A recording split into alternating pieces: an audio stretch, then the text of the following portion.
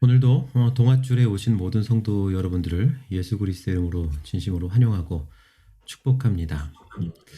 오늘도 이전과 같이 어거스틴의 기도문으로 오늘 모임의 시작을 열겠습니다. 함께 기도하겠습니다. 내게 있는 선은 모두 당신이 하신 일이며 당신의 은혜입니다. 그러나 내게 있는 악은 나의 죄과하며 심판입니다. 주님이시여, 성스러운 천국의 향기로 복을 내리소서. 당신의 자비로 긍휼히 여기소서. 당신이 시작하신 선한 일을 완성시켜 주소서. 나의 말과 행위로 당신을 섬기면서 당신의 날개 그늘에서 행하게 하소서. 만약 어떤 영혼이 당신에게 굴복하여 당신 날개 밑에 놓여 있지 않으면 그는 실로 큰 위험에 직면해 있습니다. 우리는 단지 어린아이에 불과합니다. 아버지는 항상 살아계시고 완벽한 보호자이십니다. 아버지는 우리를 낳아주시고 지키시는 분입니다. 내게 있는 모든 선이십니다. 우리가 당신과 함께 있기 전부터 우리와 함께 계시는 분입니다. 인간 속에는 영혼조차 알 수 없는 것이 있습니다. 그러나 이것까지 당신은 알고 있습니다. 그러기에 나에게는 희망이 있습니다. 당신이 참을 수 없는 시련도 감당하게 하시며 시련을 피하게 하시기도 이기게도 하시기 때문입니다. 내가 내 자신에 관해서 아는 것도 당신의 빛에 의해서며 아직 모르는 것은 당신의 빛이 비치지 않았기 때문입니다. 주님이시여, 나는 확신을 가지고 당신을 사랑합니다. 당신이 당신의 말씀으로 나의 마음을 관통하셨기 때문에 당신을 사랑하게 되었습니다. 만물도 나에게 당신을 사랑해야 한다고 말합니다. 나의 하나님은 나의 내면의 빛이시며 소리이시며 향기이시며 포옹입니다. 거기에는 어떤 장소에도 포착되지 않는 빛이 있으며 어떤 바람에도 날아가지 않는 향기가 있습니다. 주님이시여, 당신을 찾으면 영생복락을 찾는 것입니다. 내 육체는 영혼에 의해서 살고요. 내 영혼은 당신에 의해서 삽니다. 영생복락은 모든 사람이 갈구하는 것이며 이것을 원하지 않는 사람은 없습니다. 분명히 나는 이것을 소유하고 있습니다. 슬픔 속에도 기쁨이 있는 것처럼 나의 기억 속에 영생이 있습니다. 기쁨과 슬픔을 경험해 보지 않는 사람이 없습니다. 이와 같이 영생복락이 내 영혼 안에 존재하기 때문에 내가 영생복락이라는 말을 하고 있습니다. 영생이란 당신을 향하여 당신으로부터 당신을 인하여 기뻐하는 것입니다. 영생은 당신 한 분뿐이므로 당신에게서 기쁨을 찾으려 하지 않는 자는 영생을 얻을 수가 없습니다. 예수님의 이름으로 기도드렸습니다. 아멘. 한 달 만에 다시 여러분들을 찾아뵙습니다. 다시 한번 동아줄에 오신 모든 성도 여러분들 예수 그리스도 이름으로 진심으로 환영하고 또 축복합니다. 오늘 세 번째 시간이자 그 마지막 시간이기도 한데요. 오늘은 복음이 삶이다 라는 주제로 담슈님께서 발제를 해주십니다. 오늘도 중간중간에 퀴즈와 토론이 있습니다. 여러분 마지막 시간이니만큼 많이 참여해 주시고요. 또 참여해 주신 분들에게는 우리 목사님들께서 여러분 이모티콘을 또 쏘실 겁니다. 그러니까 적극적으로 채팅창에 여러분들 참여해 주시면 감사하겠습니다. 오늘 주제에 대한 발제를 하기에 앞서서요. 잠깐 그 담슈님의 전공에 대해서 얘기해 보려고 해요. 사실 담슈님의 전공이 전 선교학으로 알고 있었는데 말씀 들어보니까 정확히 말하면 인터컬투렐 테올로기라고 말씀해 주시더라고요. 이걸 우리말로는 상호 문화 신학이라고 하는데요. 사실 저도 이것을 들었을 때 좀 생소하게 들렸었어요. 그래서 오늘 이 담슈님에게 좀 질문을 하고 싶어요. 이 신학이, 상호문화 신학이 어떤 것인지 좀 설명해 주세요. 네. 예, 사실 제가 하이델베르크 대학 석사 과정에 입학했을 때만 해도 저희 전공 이름이 미시올로기, 즉 선교학이었습니다. 근데 제가 과정을 밟던 중에 그 이름이 이제 상호문화실학이라는 이름으로 바뀌었는데요. 그 이유는 선교라는 개념이 사실 유럽에서는 논란이 꽤 많은 개념이기 때문입니다. 사실 우리는 선교를 하나님의 명령으로 여기고 기독교인의 의무로 여기고 굉장히 긍정적으로 생각하지 않습니까? 하지만 유럽에서는 그렇게 받아들이지를 않습니다. 다소 강압적이고 일방적인 개념으로 여깁니다. 그 이유는 유럽의 식민 지배의 역사가 선교의 역사와 함께하기 때문인데요. 즉 그들은 다른 국가를 선교한다는 명목으로 그들을 식민 지배하면서 착취했기 때문입니다. 그래서 유럽인들은 선교라는 단어를 사용할 때마다 자신들의 그 아픈 과거들을 이제 떠올리게 되었고, 그래서 자신들의 치부를 그렇게 들추는 선교라는 단어의 사용을 결국 포기하고 상호문학이라는 새로운 개념을 도입하게 된 것입니다. 사실 여러 선교학자들이 유럽 외에도 특히 이제 우리나라의 선교 방법에 대해서도 문제의식을 제기한 적이 있었는데요. 사실 우리의 선교 방법도 우리 문화에 의해서 해석된 그런 복음을 다른 나라에 좀 일방적으로 전하는 경향이 있지 않습니까? 선교지 가면은 우리나라 찬양 다 가르치고 우리나라 어떤 교재를 사용하고 그런 경향들이 있지 않습니까? 그런 방법에 문제가 있다는 의식 속에서, 즉 한 문화가 다른 문화에 그냥 일방적으로 침투한다는 문제의식 속에서 상호 문화 신학이라는 개념이 도입이 된 것입니다. 참 그 독일스러운 것 같아요. 이제 역사를 뒤돌아보고 그리고 그 역사 안에서 어떻게 보면은 잘못됐다라고 했던 생각들 그런 것들을 다시 한번 돌아보고 고치고 그리고 어떻게 보면 전통적으로 내려왔었던 그런 틀까지도 바꿔버리는 굉장히 우리 입장에서 볼 때 또 부러운 부분이기도 한데요. 어, 이 상호문학 신학 그 언어가 바뀌고 그 틀이 바뀐 만큼 그 접근 방법도 매우 많이 다를 것 같아요. 구체적으로 어떤 방법을 사용하는지요. 네, 그 기존의 선교학이 했던 방법, 즉 한 나라의 신앙적인 문화를 다른 나라에 일방적으로 주입하려는 방법과는 달리 서로 문화의 차이가 있다는 것을 이해하고 존중하면서 복음을 전하는 방법을 사용합니다. 즉 복음과 문화가 어떤 영향을 서로 주고받는지를 연구하고 그런 영향 아래에서 복음을 전하려는 방법을 사용하는 것이죠. 이게 담임님 말씀 들으니까요. 예전에 선교학 공부하면서 이렇게 배웠었던 그 토착화 논란에 대해서 떠오르는데 사실 토착화에 대한 것도 그 성도님들한테는 약간 익숙하지 않은 이야기일 것 같아요. 먼저 이 토착화에 대한 이야기를 나누기 위해서 돌모님께서 이 토착화가 뭔지 좀 잠깐 설명해 주시겠어요? 네, 도착화, 다시 말하면, 복음을 그 나라에서 그 나라 종교와 문화 상황에 어떻게 우리가 수용하고 해석할지, 또 그 나라에서 복음이 어떻게 전해질지 적용할 것인가에 대한 부분을 도착화라고 얘기하는데요. 조금 더 쉽게 얘기하면, 그 나라 사람들이 복음을 잘 이해하고 받아들일까 하는 고민인 거겠죠. 네. 네, 사실 이제 20세기까지만 해도 그런 토착화에 대한 논란이 신학에서는 굉장히 많았습니다. 그 토착화가 좋은 것이냐, 나쁜 것이냐에 대한 그 논란이 많았고요. 또한 그 토착화가 필요한 것이냐, 불필요한 것이냐에 대한 논란이 많았습니다. 하지만 저희 학교 학과의 그 은퇴 교수님이신 진더마이어 교수님이 그 논란의 종지부를 찍으셨는데요. 바로 예수님의 성육신이 문화의 옷을 입으신 거라고 주장을 하셨습니다. 그러니까 성신 자체가 문화의 옷을 입을 수밖에 없는 거기 때문에 그게 좋은 것이냐 나쁜 것이냐 필요한 것이냐 불필요한 것이냐 논란이 필요 없고 그냥 자연스럽게 일어나는 사건이라는 것이죠. 하나님의 아들이 예수님이라는 사람의 몸을 입으실 때 특별히 유대인이라는 그런 옷을 입으셨고 그리고 유대인의 문화를 가지셨으며 유대인의 언어를 사용하셨고 그리고 유대인의 삶을 사셨기 때문에 복음은 반드시 필수적으로 문화의 옷을 입을 수밖에 없다는 뜻입니다. 그리고 그 복음이 다른 문화에 전해질 때는 다른 문화의 옷을 자연스럽게 입을 수밖에 없다는 뜻이죠. 물론 복음의 핵심이 변한다는 뜻은 아닙니다. 다만 그 복음이 표현되는 방식이 달라진다는 뜻이죠.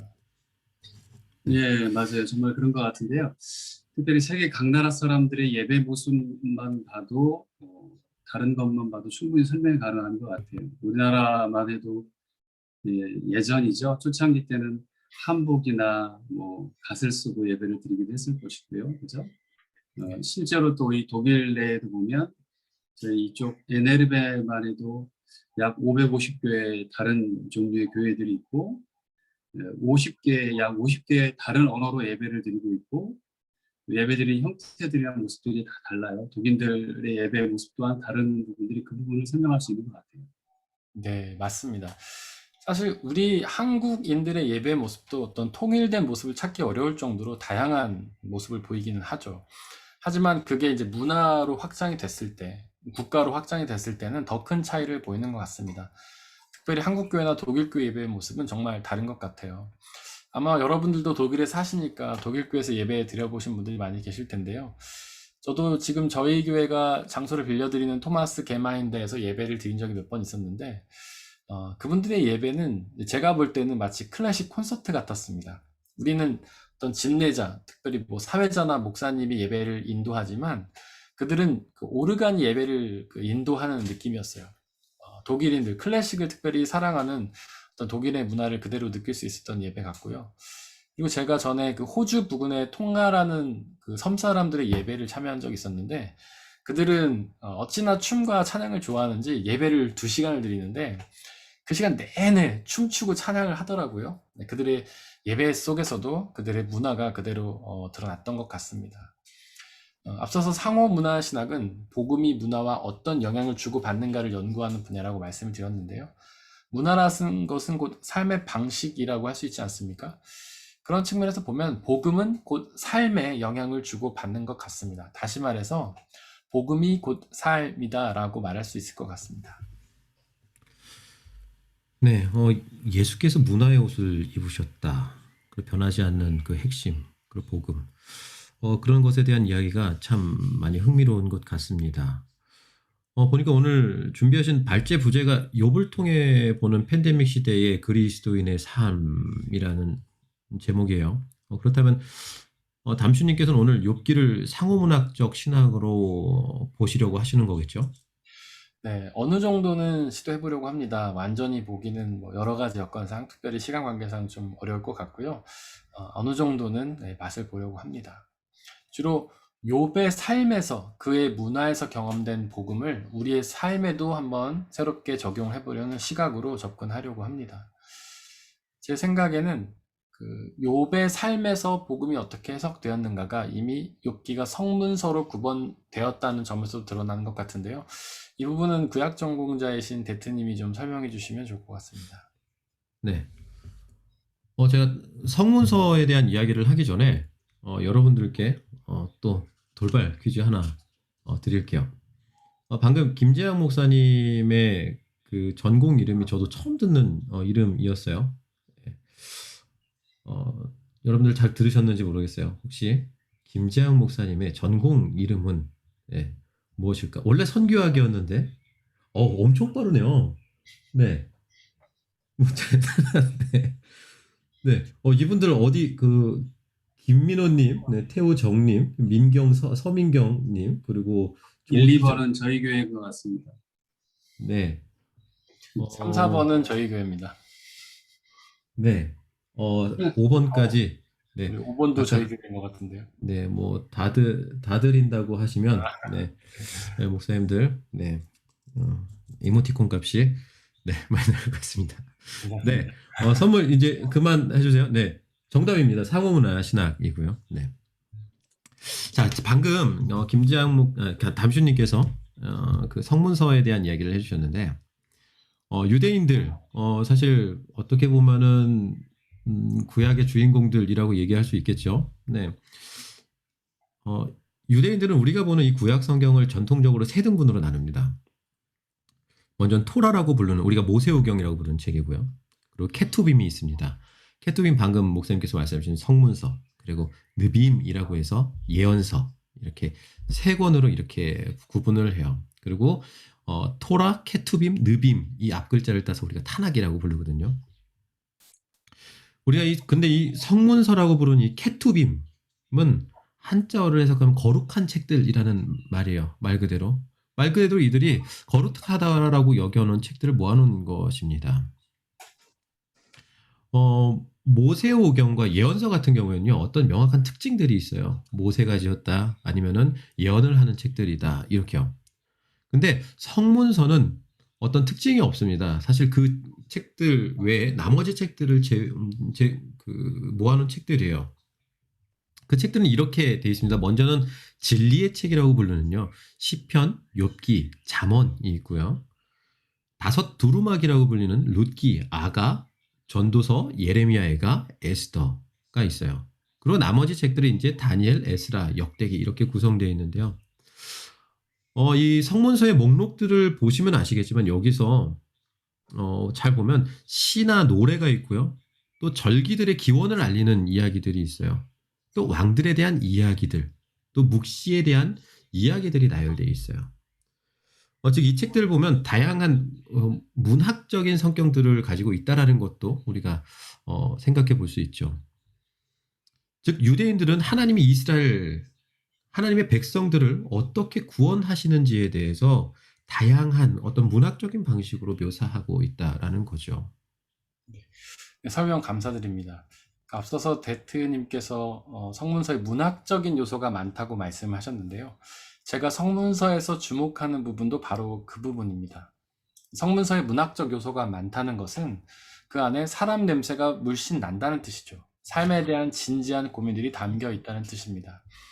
그렇게 우리가 욥기를 자세히 살펴보면 우리의 삶에서, 즉 우리의 문화에서 복음이 어떤 의미가 있는지를 깨달을 수 있다고 생각합니다.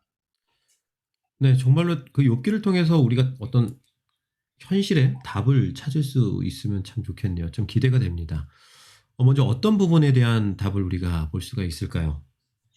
네, 지금 저희는 팬데믹을 경험하고 있고 그 안에서 하나님의 전능하심을 고민하지 않습니까? 과연 하나님이 전능하신데 왜 이런 팬데믹이라는 것이 우리에게 오는가? 이런 질문을 하잖아요. 바로 그 고민에 대한 답을 찾을 수 있다고 생각합니다. 욥은 큰 고난을 당하죠. 재산도 잃고 자녀도 잃고 아내도 떠나고 그리고 악성 피부병이라는 질병도 당하는데요. 사실 당시에는 피부병이 전염된다고 생각을 했습니다. 그래서 욥은 살던 동네에서 쫓겨나서 동네밭 쓰레기장에서 기와장으로 몸을 긁으면서 지내야 했죠. 그런 점에서 보면 욥도 팬데믹을 경험했다고 생각할 수 있을 것 같습니다. 그런데 욥기 2장에 보면 욥이 겪었던 그 고난은 사탄이 제안을 하고 하나님이 허락해서 당한 고난입니다. 여기서 우리가 깨달을 수 있는 것은 고난은 사탄이 혼자 주도할 수 있는 건 아니라는 점이죠. 즉 성경은 이원론을 거부한다는 사실입니다. 네, 방금 김장우 담슈님께서 네, 이원론이라는 중요하고도 어려운 개념을 말씀하셨는데 이 부분에 대해서 조직신학을 전공하시는 돌무님께서 답변해 주시면 좋을 것 같아요. 어려운 건 제가 하는 것 같아요. 이원론이라고 하면 히랍이죠. 히랍적 문화 전통에서 나온 그 이원론을 한마디로 말하면 선으로서 영혼이 있고 악으로서의 물질이 있다. 뭐 이런 구분에 의해서 철학적인 형태로 표현했는데 예를 들어서 쉽게 표현하면 여러분 빛과 어둠 있죠. 또 선과 악, 뭐 신과 자연, 뭐 신과 물질, 정신과 뭐 물질 세계, 영혼과 육체, 뭐 영성과 물질 이런 등이 있는데요. 특별히 여러분 성경으로 주목을 해보면 골로새 교회를 위협하던 대표적인 그 파가 있었죠. 영지주의 파가 있었어요. 이 영지주의자는 영적인 세계는 다 선하지만 물질 세계는 악하다고 봤고요. 그래서 사도 바울이 이렇게 얘기하죠. 보이는 것이 보이지 않는 것들을 다 그리스도께서 창조하셨다. 만약 물질 세계가 보이는 것이 본질적으로 악하다면 그리스도께서 악한 것을 창조했다는 말이 되기 때문에 이건 있을 수 없는 일인 거죠. 이원론이라는 것은. 근데 예수님은 만물을 선하게 창조하셨다고 그랬잖아요. 선을 향해 가도록 만물을 유지하고 다스리고 계시죠. 이걸 놓치면 이원론에 빠지게 된다는 거예요. 그러니까 기독교에서는 그 이원론이 영적인 영역과 세속적인 영역을 엄격하게 분리를 하는데, 특별히 이 이원론자는 예수님은 교회 생활, 신앙 생활에 있어서는 주님이셔요. 근데 세상에서는 세상을 다스리는 원리가 따로 있다고 믿는 거죠. 이에 따라서 두 가지 모습으로 나타날 수 있는데, 하나는 신앙 생활을 따로 하고 사회 생활을 따로 하고, 이 두 가지를 분리시켜서 이중적인 모습으로 살아갈 수도 있어요. 그런 부분들은 굉장히 위험하겠죠. 아무튼 네, 이런 부분들인데, 이제 특별히 사탄과 하나님은 비교 대상이 아닌 거죠. 욥기서를 볼 때. 그러게 우리도 모르는 사이에 사실 이원론적인 생각을 많이 하는데, 우리가 뭐 사탄 대 하나님 막 이렇게 비교하잖아요. 근데 이 사탄과 하나님을 비교한다라는 것 자체가 말도 안 되는 거죠. 왜냐면은 사탄은 하나님을 이길 수 없기 때문에 그래요. 하지만 우리는 이렇게 나누면서 마치 사탄의 힘이 하나님의 힘만큼 강하다라는 생각을 자기도 모르게 하는 것 같아요. 하지만 그렇지 않다는 점 잘 배웠습니다. 욥기 2장에서 보면 욥에게 고난을 주겠다는 사탄의 제안을 하나님이 허락하십니다. 사실 우리는 그 부분 앞에서 매우 혼란스럽죠. 왜 하나님께서는 우리를 사랑하시면서 또 인간을 사랑하시면서 왜 욥에게 고난을 허락하신 걸까요? 그 부분을 이해하려면 이제 이원론 대신 일원론을 이해를 해야 되는데, 이것도 어렵습니다. 그래서 돌무님께서 설명해 주실 거라고 생각합니다. 네, 일원론이 하나잖아요. 네. 그러니까 여기에는 이제 여러 가지 이론들을 좀 설명을 해줘야 되는데, 무신론 여러분 들어보셨잖아요. 무신론은 신의 존재를 부인하는 거고요. 유신론은 그 중에서도 신이 존재한다, 존재하지 않는다의 부분들에 있어서 다신론도 있고, 범신론도 있고, 일신론도 있고, 이신론도 있고, 유리신론이 있어요. 다 설명할 수는 없는데, 특별히 우리 기독교는 이 중에서 무엇을 믿겠죠? 유일신론이죠. 그러니까 기독교는 하나님을 유일한 신으로 믿어요. 그래서 기독교는 일원론을 주장을 합니다. 그 일원론이라고 하는 것은 모든 것의 원류, 모든 것의 시작이든 뭐 원류는 하나님이시다라는 거예요. 그러니까 선과 악의 대립의 연장선상에서 하나님과 사단이 대립한다는 이원론적인 개념은 절대 기독교의 사상이 아니라는 겁니다. 그래서 일원론이 우리 기독교가 유일신으로 믿고 있는 사상인 거죠. 네, 역시 어려운 개념을 우리 돌무님께서는 쉽게 잘 설명해 주시는 것 같습니다. 핵심은 이원론이 말하는 것처럼 세상의 신은 하나님 한 분이시기 때문에 세상의 주관자도 그 하나님 한 분뿐이시라는 것입니다. 그렇게 우리가 경험하는 그 모든 일들이 하나님의 허락하에, 하나님의 주관하에 일어나는 일들이라는 것입니다. 그래서 하나님 우리에게 좋은 일도 주시지만 나쁜 일도 허락하시고, 형통도 허락하시지만 고난도 허락하시며, 건강도 허락하시지만 팬데믹도 허락하시는 것이죠. 어떤 분들은 아마도 팬데믹이 인간의 실수나 잘못, 남용 때문이 아니냐라고 생각하실 수도 있는데요. 아무리 그것이 인간의 실수나 잘못이라고 하더라도 하나님이 허락이 없다면 그 어떤 일도 벌어질 수 없겠죠. 그렇게 모든 일이 하나님의 허락하에 일어난 일이기 때문에 우리는 그 모든 일이 주관자가 하나님이시다, 그리고 그 주관자인 하나님이 우리에게 주시는 은혜다라고 말할 수가 있는 것 같습니다.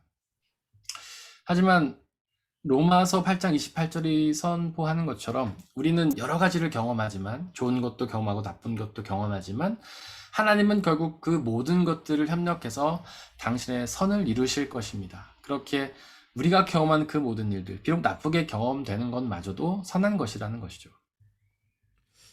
참 이 팬데믹이라는 현실, 그리고 팬데믹을 떠나서 우리가 또 우리 삶에 주어주는 여러 가지 고난들, 어려운 것들, 사실 그거를 우리가 하나님의 은혜로 받아들이기가 좀 쉽지 않잖아요. 그렇죠? 예. 근데 그것을 하나님의 은혜로 받아들이고 또 그 가운데 선하신 일들을 이뤄가실 하나님을 기대한다라는 것, 그것이 참 위로가 되고 또 은혜가 되는 말씀인 것 같아요.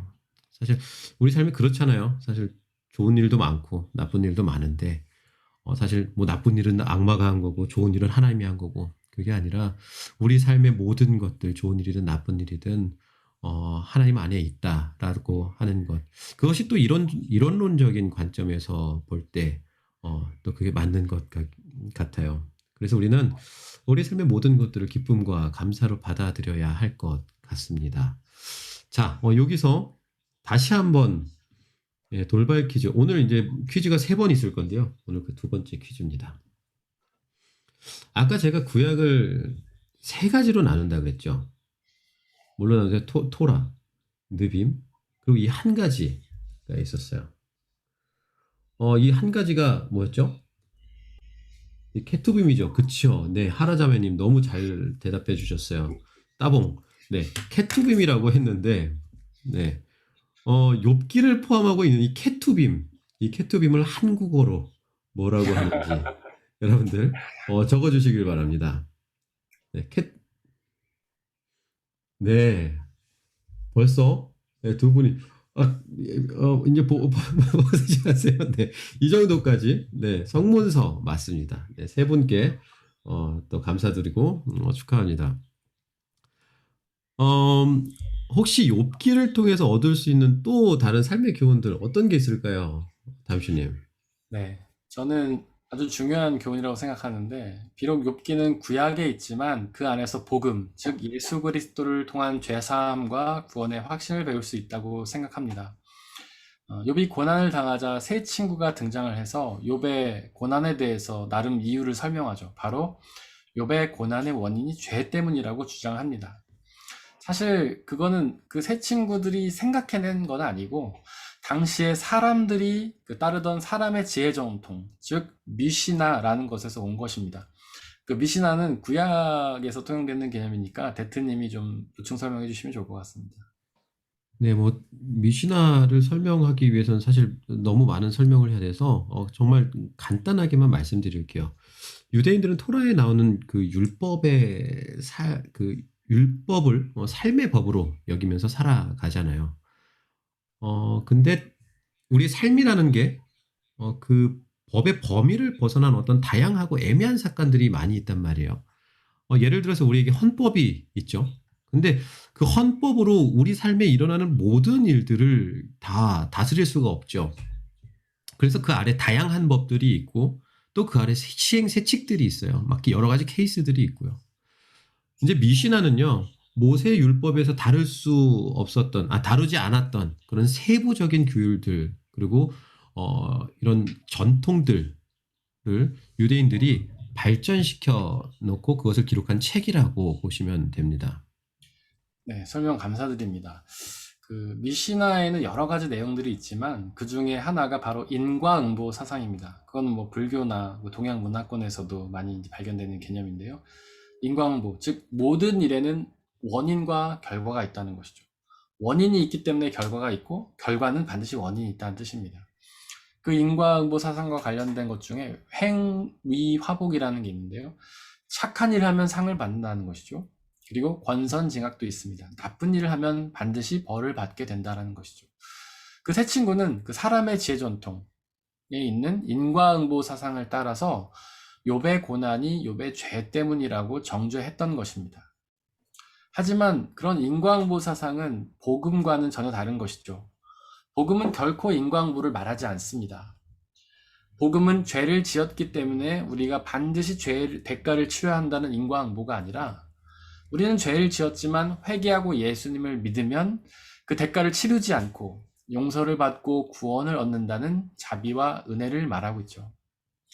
욥기 1장에 보면 하나님은 욥을 정직한 사람, 흠이 없고 정직한 사람, 그렇게 하나님을 경외하며 악은 멀리한 사람 없다라고 인정을 하시는데요.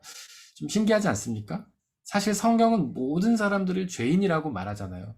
그런데 왜 하나님은 욥에게 흠이 없다고, 즉 죄가 없다고 말씀하신 걸까요? 그 이유는 바로 욥은 원래 죄인이 맞지만 그가 회개하고 죄를 용서받아서 흠이 없다고 인정을 받은 것이죠.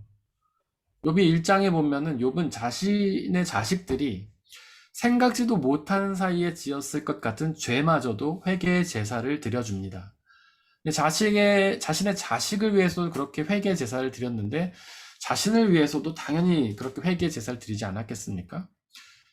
제가 볼 때는 바로 그런 욥의 회개를 보시고 하나님은 그의 죄를 용서하시며 그가 흠이 없다고 판단하신 것이죠. 그렇게 욥의 고난은 새 친구가 말하는 것처럼 인과응보가 아니라 인과응보가 아닌 겁니다. 즉 죄 때문이 아닌 것이죠.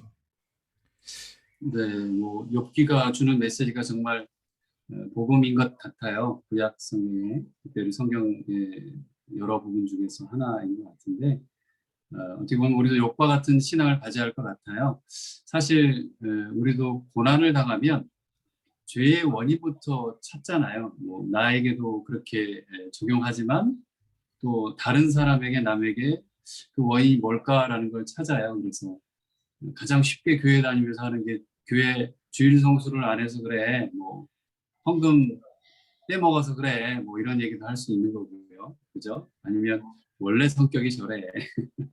하지만 이미 예수님을 통해서 우리가 죄를 회개했다면 실은 우리의 고난은 죄 때문이 아닌 거겠죠. 네. 네, 저도 그렇게 욥기 가르치고 있다고 생각을 합니다. 근데 이게 욥의 고난이 원인이 또 죄가 아니라고 한다면 또 욥기가 그렇게 얘기하고 있죠. 그럼 과연 우리는 또 이런 질문이 들 수 있죠. 과연 그럼 뭐 때문일까? 우리 흔히들 이렇게 얘기한단 말이에요. 고난이 우리를 막 성장시킨다. 사실 교회에서도 많이 얘기하는 건데, 그렇다면은 고난을 통해 신앙을 성장시킨다. 이것이 욥의 메시지일까요? 물론 성경 속에는 고난을 통해서 우리의 신앙이 성장한다는 사실을 말하고는 있습니다. 그리고 새 친구 다음에 등장하는 엘리후도 욥에게 그 부분을 이야기하고 있고요. 하지만 욥의 경우는 아니라고 생각합니다. 하나님은 이미 욥기 1장 8절에서 욥의 신앙을 흠이 없는 신앙, 즉 성숙한 신앙으로 인정하시지 않았습니까?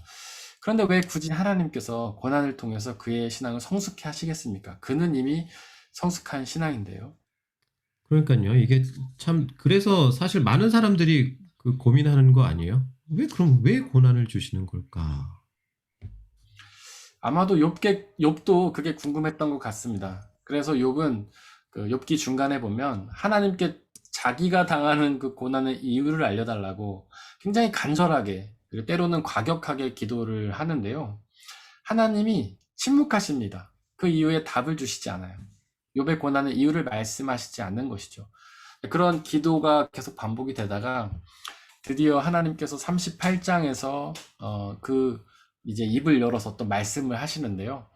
그러면서 뭐라고 하시냐면, 너의 고난의 이유는 이것이야 라고 말하신 게 아니라 눈을 들어서 이 우주를 봐라, 이렇게 얘기를 하세요. 즉 이 우주가 운용되는 섭리를 말씀하십니다. 즉 하나님이 이 우주를 운용을 하시는 것처럼 우리가 당하는 모든 일들을 하나님이 당신의 뜻 가운데로 인도하신다는 것이죠. 바로 로마서 8장 28절이 말하는 것처럼 하나님은 우리의 모든 일들을 협력해서 당신의 선한 뜻을 이루시는 것입니다. 바로 그 사실을 예수님의 고난이 우리에게 보여줬다고 저는 생각하는데요. 예수님은 그 고난을 통해서 우리의 구원이라는 하나님의 선을 이루셨던 것처럼 말이죠. 그래서 우리는 고난을 당할 때 고난의 이유를 알려고 하기보다는 그 고난을 통해서 하나님의 뜻이 이루시기를 기도하면서 기대하는 것이 더 좋다고 생각합니다. 네, 사실 우리도 아마 그랬던 것 같아요. 팬데믹 작년 2월, 3월 초에 시대를 겪으면서 초창기에는 그 이유를 찾으려고 많이 노력했잖아요. 어느 나라에서 시작했고, 누구 때문이고, 뭐 원인은 뭘까, 누구의 죄 때문인가, 심지어는 따져보기도 했어요.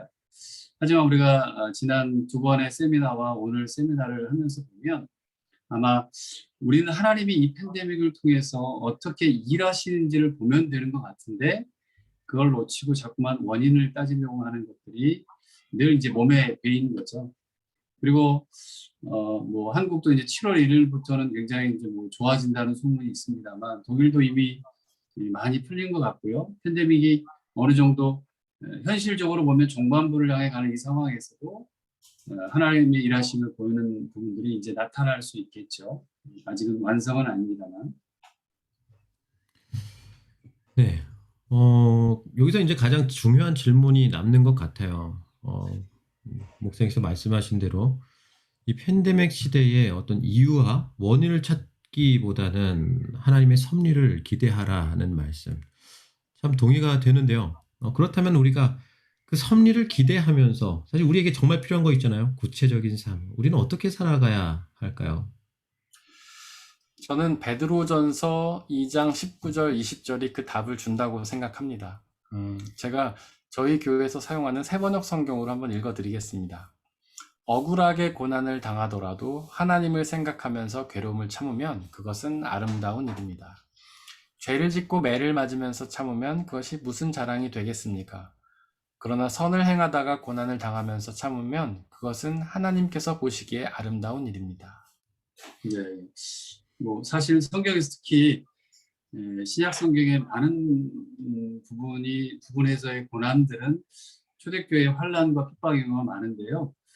그 시대의 그리스도인들을 생각하면서 오늘을 사는 우리 또한 이유를 만약에 모른 채 당하는 고난이더라도 말씀을 우선 떠올리고 생각하고 또 당시에 우리와 같은 신앙을 가졌던 그리스도인들이 고난당했던 부분들에서 지혜를 얻고 또 하나님을 생각하면서 인내하면 하나님이 기뻐하신다는 말씀으로 받아들일 수 있는 그 말씀인 것 같아요. 방금 읽어주신 성경이 그런 것 같습니다.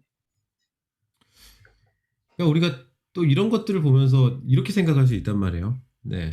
이렇게 참으면 이 세상의 삶에서 어떤 축복을 받는다. 네.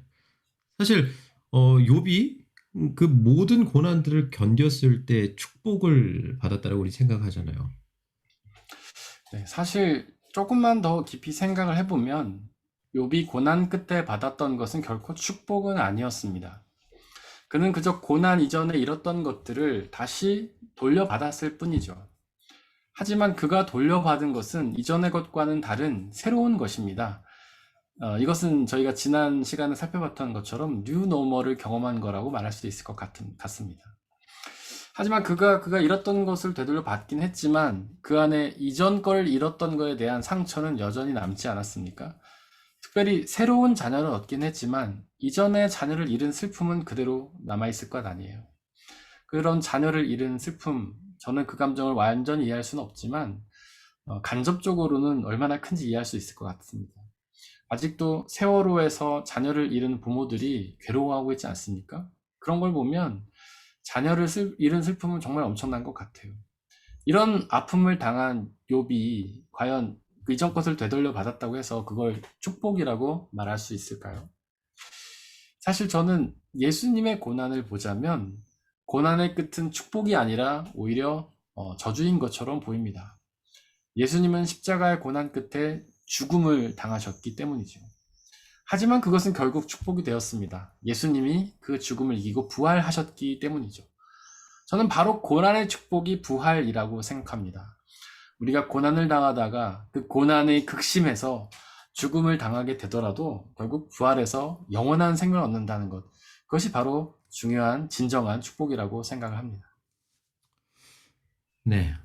고난을 통해서 그 부활을 그리고 그 구원을 생각한다라는 것, 그것이 참 은혜가 되는 것 같습니다. 오늘 담슈님의 발표 너무 잘 들었습니다. 자, 여기서 이제 마지막 퀴즈가 나갑니다. 아까 제가 설명드렸던 것 중에 유대인들의 율법의 시행세칙이라는 책이 있었죠. 그게 뭐였죠? 아무도 기억을 못 하시는군요. 네. 미시나라는 책이었어요. 네. 근데 목사님, 네. 그래도 답을 주시는 분이 계십니다. 네. 미시나라는 책이었는데, 자, 이 미시나에 물론 모두가 그런 건 아니지만 좀 중요하게 흐르고 있는 흐름에 대해서 담슈님께서 사자성어로 말씀해 주셨어요. 네. 이 사자성어는 무엇일까요? 네. 뭐 인간부 권선징악 오늘 나왔던가요? 네. 네. 조희정 자매님 같아요. 그리고 김민호 형제님이신 것 같아요. 네. 이 두 분 네, 참여해 주셔서 감사하고 또 축하드립니다. 네. 오늘 발제는 마무리가 됐습니다. 그런데 오늘 여러 가지 이야기들을 들으면서 여러분들 궁금하셨던 거나 또 나누고 싶었던 주제들이 있을 것 같아요. 먼저 이제 그 질문이나 그런 것들을 받기 전에 오늘 여러분들이 들으시면서 어떻게 생각하셨나요? 오늘 이야기를 들을 때 여러분들은 구체적으로 어떻게 여러분들의 삶의 고난을 극복할 수 있는지에 대한 여러분들의 이야기들을 한번 들려주시겠어요? 네. 그러면서 우리가 구체적인 어떤 삶의 어려움의 극복 방법들을 같이 나눌 수 있을 것 같아요. 아니면 또 질문이 있으시면 또 질문을 해주셔도 좋을 것 같아요.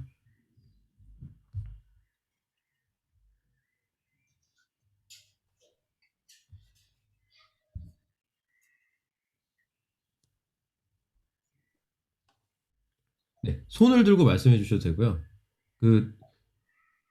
그냥 손을 드시면 제가 안 보이니까요. 여기 밑에 보면은 그 반응 보시면은 손 드는 거 있거든요. 이렇게. 다섯 가지. 네, 전혀 없으시네요. 네. 네. 그럼,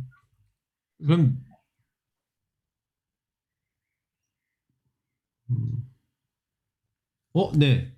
태호정님. 네, 말씀해 주세요. 예,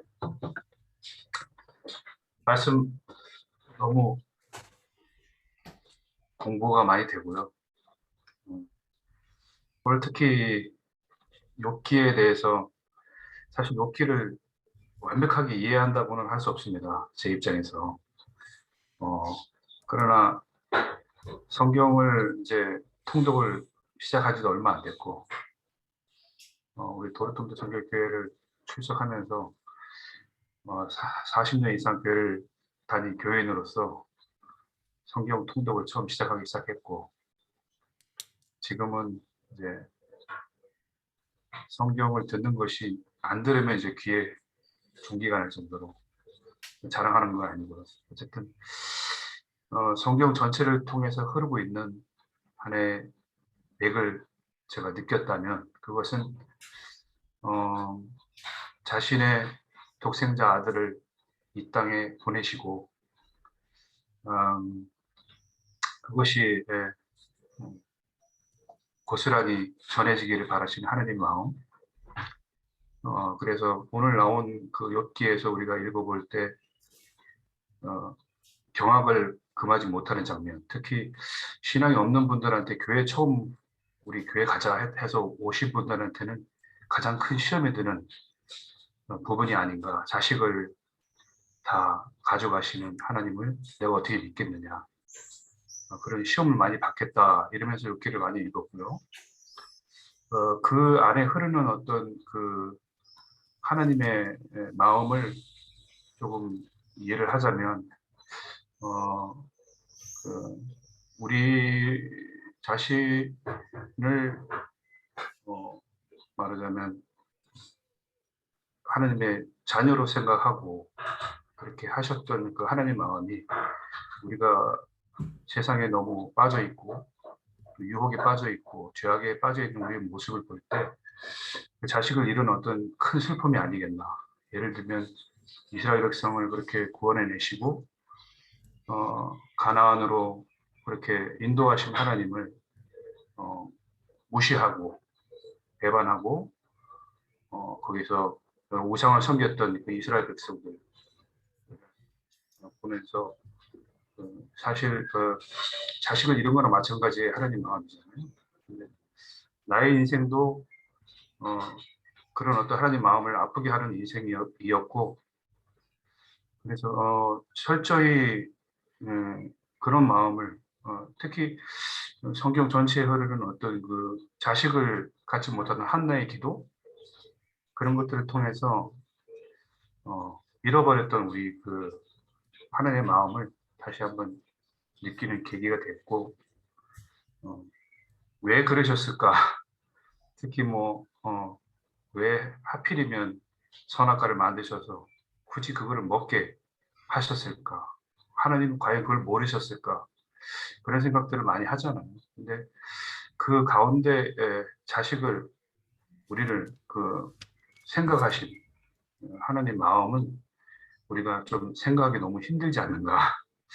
네, 그래서 구역기에서 우리가 그냥 겉으로 표시되기에는 자식을 데려간 하나님이지만 우리가 그 하나님의 자식이라 생각하면 그 하나님의 마음은 이미 찢어지셨을 거다 하는 생각이 드니까 그게 좀 이해가 됐고 결국에는 예수 그리스도를 통해서 우리가 그런 하나님의 마음을 좀 이해하고 좀 더 가까이 가게 되는 계기가 되었으면 하는 생각이어서 이런 말씀을 드리게 되었습니다.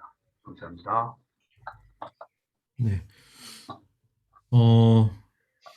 결국 이제 태호정 집사님이실 것 같은데, 그렇죠? 네. 네. 그 말씀을 통해서 하나님의 뜻을 알아가고 그리고 이 고난을 내 삶에 있는 고난에게까지도 그리고 그 질문들 왜에 대한 질문들을 이겨낼 수 있다라고 하는 것. 네. 이 마음은 정말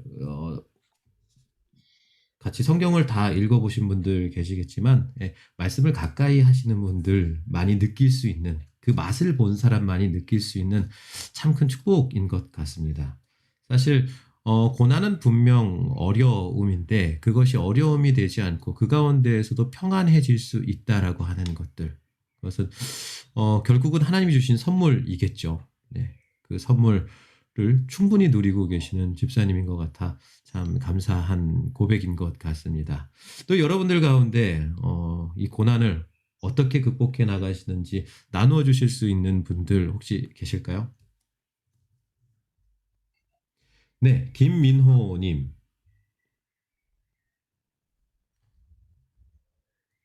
네, 안녕하세요. 먼저 말씀에 감사드립니다. 오늘 저 같은 경우는 그 고난을 견디면서 부활하신 그 예수님 이야기가 저한테도 정말 다가왔습니다. 근데 제 자신이 고난을 극복하는 방법이 또 어떻게 고난을 극복했냐 이렇게 나눌 건 특별하게 없는 것 같은데, 그렇지만 제가 생각하는 걸 이야기하자면 사랑이 아닐까라고, 저 이제 사람 대 하나님이 아니고 신이 아닌 입장에서 사랑이 아닐까라고 생각을 해봅니다. 제가 그 예수님을 믿기 전에 초등학교 시절에 배운 게 기독교 하면 첫 번째가 사랑이라고 배웠는데, 우리가 무조건 하나님이나 예수님을 알지 못하는 분들에게 예수님 믿으면 지옥 갑니다. 그런데 그 전에 사랑이라는 걸 보여주지 않았고 무조건 이렇게 말로만 한다면 저게 와닿지 않을 것 같습니다. 그렇기 때문에 먼저 내가 그 사람에게 사랑을 보여주고 사랑을 나누어주고 또 혹시 어려움이나 힘듦이 있을 때 함께 나누고, 한국의 그 속담에 슬픔을 나누면 반이 된다는 말처럼 이렇게 함께 하고 함께 사랑을 먼저 나누어 주게 되면 그게 제 삶으로 다가오고 또 그 고통을 받는 분에게도 어떤 마음이 닿기 때문에 그럼 저 사람은 어떤 사람이지? 그 사람은 하나님을 믿는 사람이구나 라는 걸 알게 되고 그러면 나도 하나님을 한번 믿어봐야겠다, 그런 생각이 들어서 의견을 나누었습니다. 네, 감사합니다. 예수님께서 우리에게 분명히 말씀해 주셨거든요. 우리에게 세 계명을 주시면서 너희가 서로 사랑하라. 너희가 서로 사랑할 때 너희가 내 제자인 줄, 세상이 너희를 보고 너희가 내 제자인 줄을 알리라라고 말씀해 주셨어요. 정말 기독교에게 있어서 중요한 것 사랑인 것 같습니다. 가장 이 땅에 우리가 첫 시간에 우리 이화정 네, 그 돌무님께서 이렇게 말씀을 나눠주시면서 공교회성과 그런 공교회성에 대해서 말씀해 주셨었는데, 그 공교회성이 바로 이 사랑을 보여주는 것 아니겠습니까? 결국 세상에 하나님을 바라보는 것, 성경은 결국 우리의 선한 행실을 통해서 하나님을 우리를 통해서 바라볼 수 있다라고 이야기해 주고 있어요. 네, 참 공감이 되는 말씀이신 것 같습니다. 그것으로 우리는 충분히 세상에 위로를 줄 수 있겠죠. 먼저 손을 들어주신 그 태은 네, 조윤희 집사님 같은데, 네, 말씀해 주시죠. 안녕하세요. 안녕하세요. 네, 네. 이제 잘 들립니다. 네, 저에게 네, 들리시나요? 네, 잘 들립니다. 인터넷 사정이 별로 안 좋아서 저는 되게 이렇게 끊기면서 들려서 어떻게 들리는지 네. 잘 모르겠어요. 근데 보통 저는 저에게 고난이 왔을 때 하나님께서 허락하셨고 또 내가 나에게 이 고통이 꼭 필요하기 때문에 주신 거라고 생각을 하고 또 곁에서 이 고통을 이겨낸 나를 정말 가슴 아프게 지켜보시고 있을 거라고 생각하면서 참아내죠. 고통은. 그러면 항상 그 고난 끝에 축복을 주시고 또 지경을 넓혀 주셔서 제가 생각하지 못한 길로 인도해 주시고 저를 더욱더 근사한 사람으로 만들어 주시는 하나님을 늘 만났어요. 그런데 오늘 이제 욥기를 나누는 목사님 말씀을 듣다가 굉장히 큰 깨달음을 얻은 것 같아요. 그러니까 목사님 말씀 중에 보통의 이제 그 욥이 고난을 당했을 때 친구가 와서 이것은 너의 잘못 때문이다라고 했을 때 하나님은 아니다, 욥이 선하다라고 말씀하시는 그 말씀에서 이게 나에게 어떤 일이 생겼거나 지금 또 팬데믹 또한 그렇거나 이것을 원인을 찾지 말라는 것인가 보다라는 생각이 딱 들었어요. 그러면서 이 원인이 다른 사람에게 있다면은 그 사람을 미워할 테고 또 나에게 있다면 나 스스로를 너무 괴롭힐 테고 자책감이 들어서 하나님이 의롭다 한 나를 내 스스로가 의롭지 못한다고 여길 수도 있고 하나님께서는 욥처럼 이 원인을 찾아서 누구의 자잘못을 따지는 게 아니라 그럼 이하고 하나님 안에서 이겨내고 하나님께 순종하면서 그것을 이겨내기를 원하시는구나라는 것을 알게 됐어요. 오늘 그 말씀을 들으면서 이때까지 알던 말씀이고 늘 들었던 말씀이지만 굉장히 저한테는 이 말씀이 새롭게 깨달아지는 시간이었던 것 같아요. 그래서 뭐 팬데믹 또한 처음에 이게 중국에서 왔느냐, 뭐 아시아에서 왔고 우한에서 왔고 뭐 이게 무슨 박쥐 때문에 해서 왔고 이게 중요한 게 아니라 이 상황에 우리가 어떻게 하나님께 반응하고 순종하고 대처하느냐. 목사님 말씀하신 그 말씀처럼 내가 중요한 핵심을 그동안 많이 놓쳤구나. 그래서 다른 사람을 미워하거나 내 스스로를 너무 괴롭혔구나라는 생각에 하나님은 그래도 나를 선하다고 여겨주시고 잘못이 없다고 여겨주셔서 그 크신 사랑이 좀 더 깊게 와닿는 시간이었던 것 같아요. 감사합니다.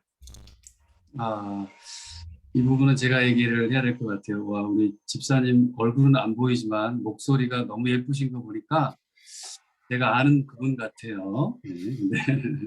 아무튼 저하고 너무 이렇게 그 생각이 맞으시네요. 그러니까 저 같은 경우도 고난을 주로 거기에 대해서 원망 불평보다는 받아들이고 또 그 안에서 하나님이 어떻게 말씀하실까를 묻고 그렇게 살아가는 삶을 살아가라고 노력을 하고 있는 사람 중에 한 명인데 집사님 말씀하신 대로 집사님이신 것 같아요. 집사님 말씀하신 대로 늘 원인을 밖에서 찾는 사람들이 우리 주변에 많은 것 같아요. 교회 안에 특별히 많고 그리스도인들 가운데서도 정말 많은 것 같아요. 그래서 자기가 잘못한 것은 하나도 없고 꼭 남이 혹은 다른 사람 때문에 또 무엇 때문에 원인을 찾아서 자꾸만 책임을 전가하려고 하는 사람들이 정말 많은 것 같아요. 근데 오늘 방금 얘기해 주셨던 것이 굉장히 저도 우리 담슈님께서 얘기해 주신 말씀에 공감을 많이 했고 또 방금 고백해 주신 우리 집사님의 말씀처럼 그 부분이 우리에게 만약에 계속해서 잘 세워지지 않는다면 아마 그리스도인으로 살아가는 데 있어서 늘 힘들 거고 늘 어려울 거고 본인도 어렵지만 본인 때문에 다른 사람도 어려울 거고 가정도 어려워질 수도 있고요. 그죠? 여러 가지 교회는 더 힘들어질 수도 있고요. 그것 때문에 이웃과 사회는 더 힘들어질 수도 있겠죠. 하여튼 좋은 말씀 해주신 것 같고요. 저도 100% 공감하고 또 생각날 때마다 같이 함께 기도해 드릴 수 있는 그런 시간을 갖도록 하겠습니다. 감사합니다. 네. 네, 마지막이신 것 같은데요. 우리 하라 자매님. 안녕하세요. 안녕하세요. 와,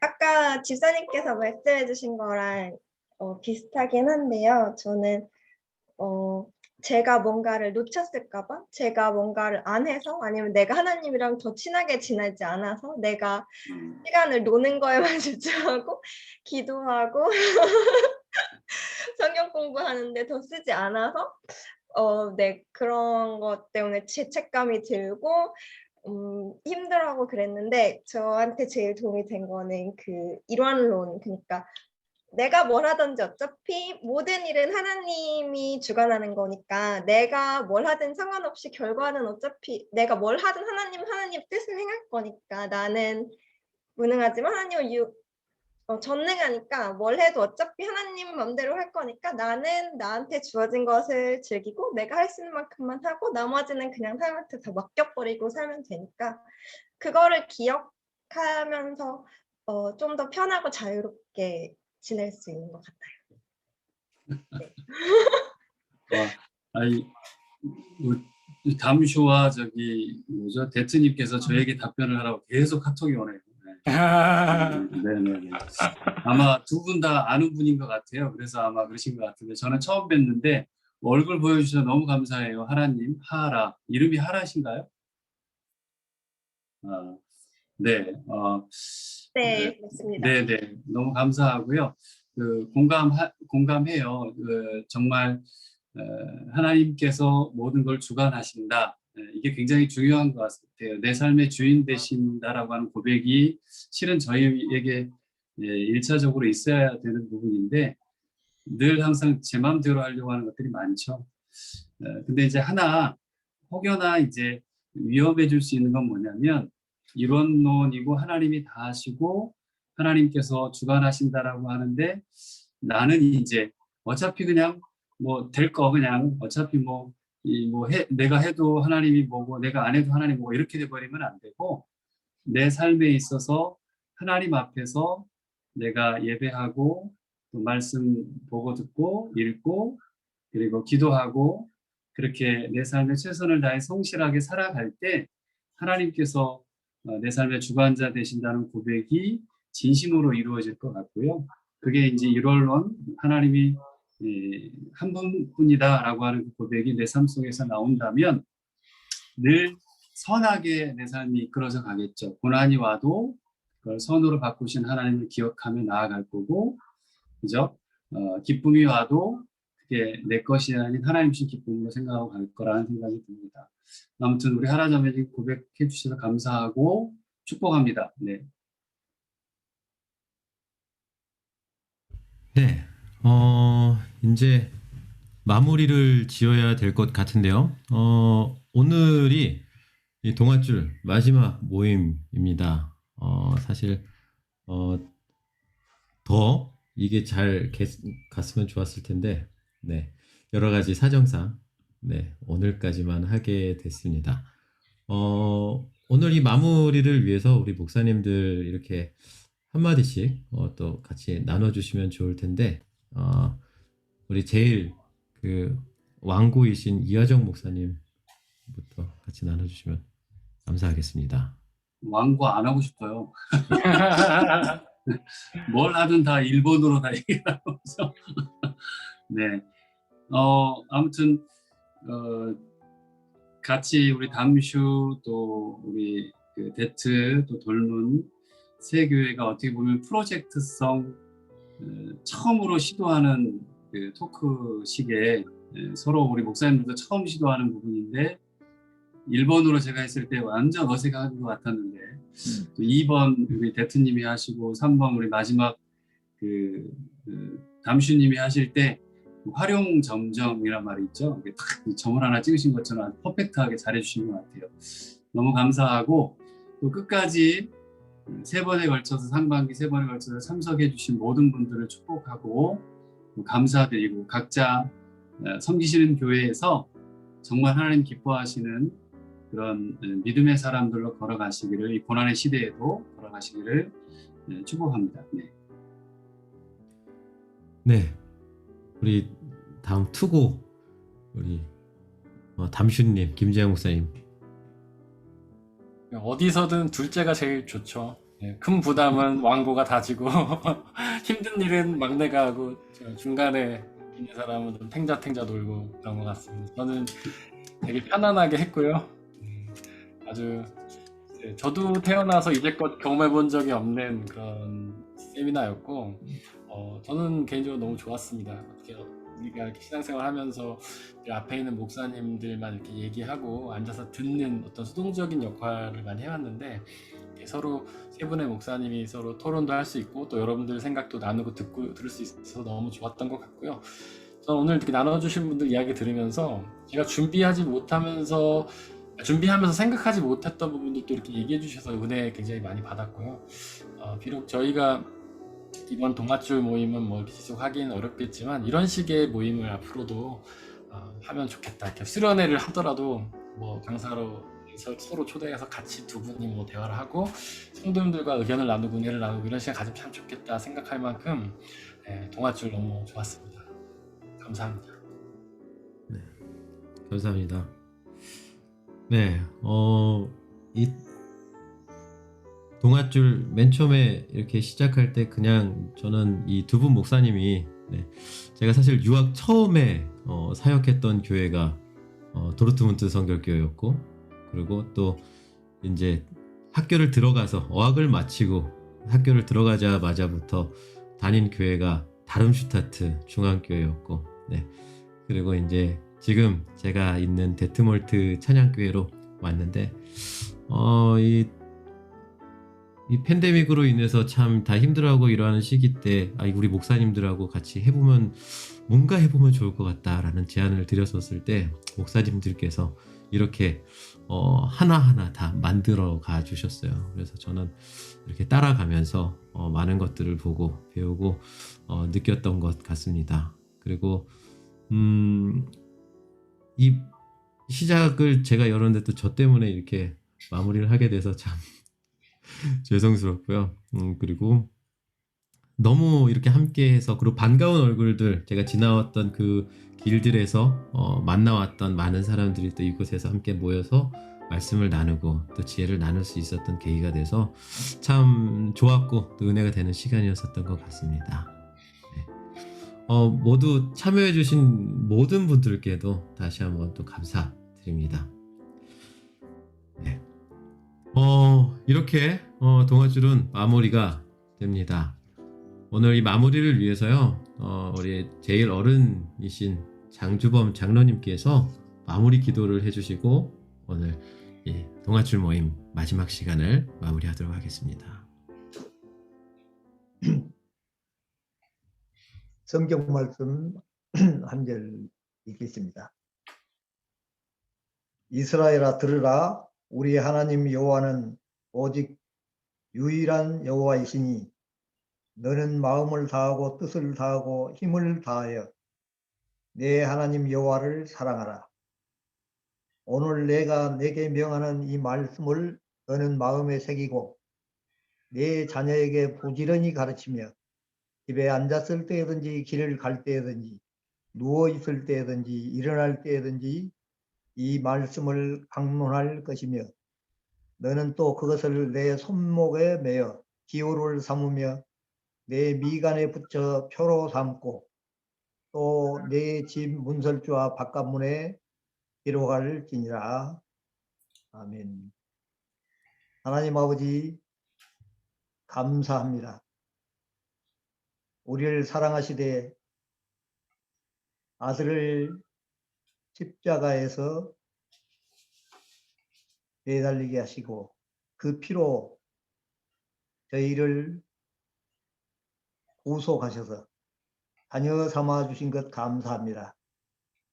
코로나 상황 속에서 지켜 보호하여 주시고 또 새 목사님들의 수고로 크리스찬으로서 어떻게 살아야 하며 우리가 붙들어야 하는 것, 버려야 하는 것이 무엇이고 특별히 하나님의 말씀인 그 말씀을 깨닫게 하여 주셔서 감사합니다. 우리가 사는 것은 나의 힘과 능력이 아닌 하나님의 은혜로 사는 것을 알게 하시고 더욱 하나님의 아들 예수님을 믿고 알아가는데 장성한 분량이 되는 우리 새 교회들이 되도록 성령님 함께하여 주시기를 간절히 빌고 원합니다. 이하정 목사님, 김재영 목사님, 허은명 목사님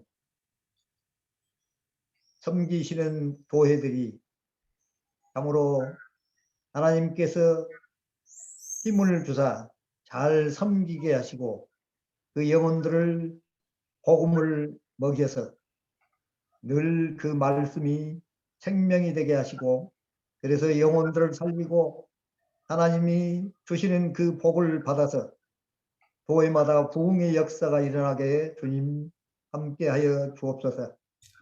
가정과 교회와 직장에서 삶터에서 그리스도인의 선한 영향력을 끼치는 모든 교우들이 다 되기를 원합니다.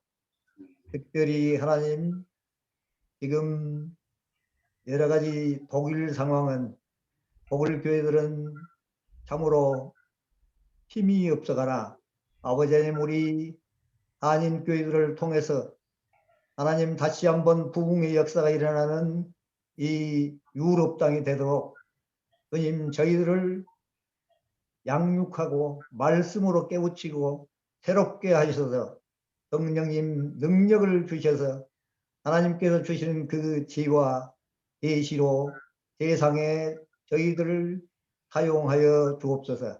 하나님의 우리 그리스도의 빛을 발해서 아버지 하나님 우리들이 그 빛을 이 유럽 땅에 모든 곳에 어둠이 있는 곳에 비추는 저희들이 되도록 주님 사용하여 주시기를 원합니다.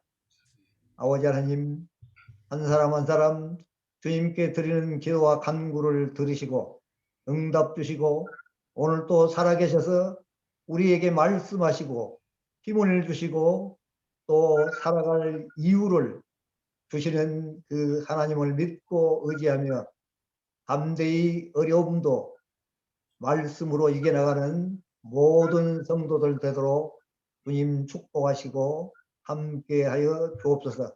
아멘.